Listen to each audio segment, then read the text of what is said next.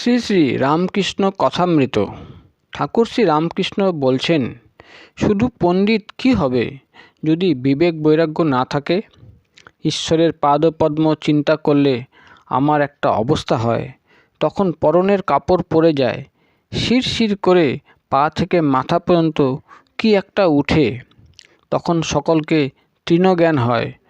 পণ্ডিতের যদি দেখি বিবেক নাই, ঈশ্বরে ভালোবাসা নাই, তাহলে তাকে খড়কুটো মনে হয়।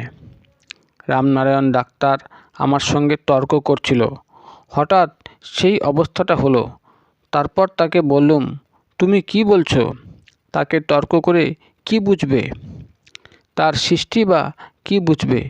তোমার তো ভারী তেতে বুদ্ধি। আমার অবস্থা দেখে সে কাঁদতে লাগলো আর আমার পা টিপতে লাগলো। ডাক্তার বললেন, রামনারায়ণ ডাক্তার হিন্দু কিনা, আবার ফুল চন্দন লয়, সত্য হিন্দু কিনা? মাস্টার বললেন, ডাক্তার বলেছিলেন আমি শাক ঘণ্টায় নাই। ঠাকুর শ্রী রামকৃষ্ণ ডাক্তারকে বলছেন, বঙ্কিম তোমাদের একজন পণ্ডিত। বঙ্কিমের সঙ্গে দেখা হয়েছিল। আমি জিজ্ঞাসা করলুম, মানুষের কর্তব্য কী? তা বলে আহার, নিদ্রা আর মৈথুন। এই সকল কথাবার্তা শুনে আমার ঘৃণা হলো। বললুম যে, তোমার এ কীরকম কথা? তুমি তো বড় ছেঁচড়া। যা সব রাত দিন চিন্তা করছো, কাজে করছো, তাই আবার মুখ দিয়ে বেরোচ্ছে। মূলো খেলেই মূলোর ঢেকুর উঠে।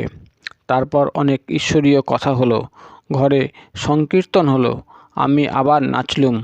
তখন বলে, মহাশয় আমাদের ওখানে একবার যাবেন।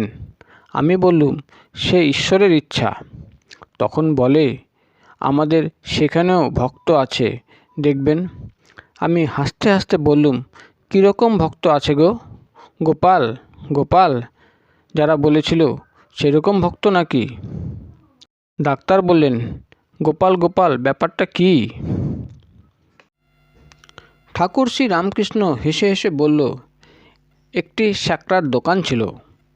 বড় ভক্ত, পরম বৈষ্ণব, গলায় মালা, কপালে তিলক, হস্তে হরিনামের মালা। সকলে বিশ্বাস করে ওই দোকানেই আসে, ভাবে এরা পরম ভক্ত, কখনো ঠকাবে না। একদল খদ্দের এলে দেখত কোনো কারিগর বলছে, কেশব কেশব, আর একজন কারিগর খানিক পরে নাম করছে গোপাল গোপাল। আবার খানিকক্ষণ পরে একজন কারিগর বলছে হরি হরি। তারপর কেউ বলছে হর হর। কাজে কাজেই এত ভগবানের নাম দেখে খরিদ্দাররা সহজেই মনে করত এ শ্যাকরা অতি উত্তম লোক। কিন্তু ব্যাপারটা কি জানো? যে বলল কেশব কেশব, তার মনের ভাব এসব খদ্দের কে? যে বলল গোপাল গোপাল, তার অর্থ এই যে এদের চেয়ে চেয়ে দেখলুম এরা গরুর পাল। যে বলল হরি হরি, তার অর্থ এই যে যদি গরুর পাল তবে হরি অর্থাৎ হরণ করি। যে বলল হর হর, তার মানে এই যে তবে হরণ করো হরণ করো। এরা তো গরুর পাল, এদেরকে হরণ করো। সেজবাবুর সঙ্গে আরেক জায়গায় গিয়েছিলাম। তখন অনেক পণ্ডিত আমার সঙ্গে বিচার করতে এসেছিল। আমি তো মুখ্যু। সকলের হাসি। তারা আমার সেই অবস্থা দেখলে আর আমার সঙ্গে কথাবার্তা হলে বললে, মহাশয় আগে যা পড়েছি তোমার সঙ্গে কথা কয়ে সেসব পড়া বিদ্যা সব থু হয়ে গেল। এখন বুঝেছি তার কৃপা হলে জ্ঞানের অভাব থাকে না। মূর্খ বিদ্বান হয়, বোবার কথা ফুটে। তাই বলছি, বই পড়লেই পণ্ডিত হয় না। হ্যাঁ, তার কৃপা হলে জ্ঞানের কি আর অভাব থাকে? দেখো না, আমি তো মুখ্যু, কিছুই জানি না। তবে এসব কথা বলে কে? আবার এ জ্ঞানের ভাণ্ডার অক্ষয়। ও দেশে ধান মাপে রামে রাম রামে রাম বলতে বলতে একজন মাপে, আর যেই ফুরে আসে আর একজন রাশ ঠেলে দেয়। তার কর্মই ওই, ফুরালেই রাশ ঠেলে। আমিও যা কথা কয়ে যাই, ফুরিয়ে আসে আসে হয়। মা আমার অমনি তার অক্ষয় জ্ঞান ভাণ্ডারে রাশ ঠেলে দেন। ছেলেবেলায় তার আবির্ভাব হয়েছিল।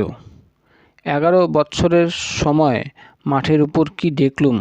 সবাই বললে, বেহুশ হয়ে গিয়েছিলুম, কোনো সার ছিল না। সেই দিন থেকে আর একরকম হয়ে গেলুম, নিজের ভিতর আরেকজনকে দেখতে লাগলুম। যখন ঠাকুর পূজা করতে যেতুম, হাতটা অনেক সময় ঠাকুরের দিকে না গিয়ে নিজের মাথার উপর আসতো, আর ফুল মাথায় দিতুম। যে ছোকরা আমার কাছে থাকতো সে আমার কাছে আসতো না, বলতো, তোমার মুখে কি এক জ্যোতি দেখছি, তোমার বেশি কাছে যেতে ভয় হয়। ঠাকুর শ্রী রামকৃষ্ণ বললেন, আমি তো মুখ্যু, আমি কিছু জানি না, তবে এসব বলে কে? আমি বলি, মা। আমি যন্ত্র, তুমি যন্ত্রী। আমি ঘর, তুমি ঘরণী। আমি রথ, তুমি রথী। যেমন করাও তেমনি করি, যেমন বলাও তেমনি বলি, যেমন চালাও তেমনি চলি। না হম না হম, তুহু তুহু, তারই জয়। আমি তো কেবল যন্ত্র মাত্র। শ্রীমতী যখন সহস্রধারা কলসি লয়ে যাচ্ছিলেন, জল একটুকুও পড়ে নাই। সকলে তার প্রশংসা করতে লাগলো, এমন সতী হবে না। তখন শ্রীমতী বললেন, তোমরা আমার জয় কেন দাও বলো? কৃষ্ণের জয়, কৃষ্ণের জয়। আমি তার দাসী মাত্র। ওই অবস্থায় ভাবে বিজয়ের বুকে পা দিলুম। এদিকে তো বিজয়কে এত ভক্তি করি, সেই বিজয়ের গায়ে পা দিলুম। তার কি বলো দেখি? ডাক্তার বললেন, তারপর সাবধান হওয়া উচিত। ঠাকুর শ্রী রামকৃষ্ণ হাত জোর করে, আমি কি করব? সেই অবস্থাটা এলে বেহুশ হয়ে যাই, কি করি কিছুই জানতে পারি না। ঠাকুর শ্রী রামকৃষ্ণ বললেন, তখন কি আমি কিছু করতে পারি? তবে তুমি আমার অবস্থা কি মনে করো? যদি ঢং মনে করো তাহলে তোমার সায়েন্স মাইন্স সব ছাই পড়ছ। ডাক্তার বললেন, মহাশয়, যদি ঢং মনে করি তাহলে কি এত আসি? এই দেখো, সব কাজ ফেলে এখানে আসি। কত রোগীর বাড়ি যেতে পারি না, এখানে এসে 6-7 ঘন্টা ধরে থাকি।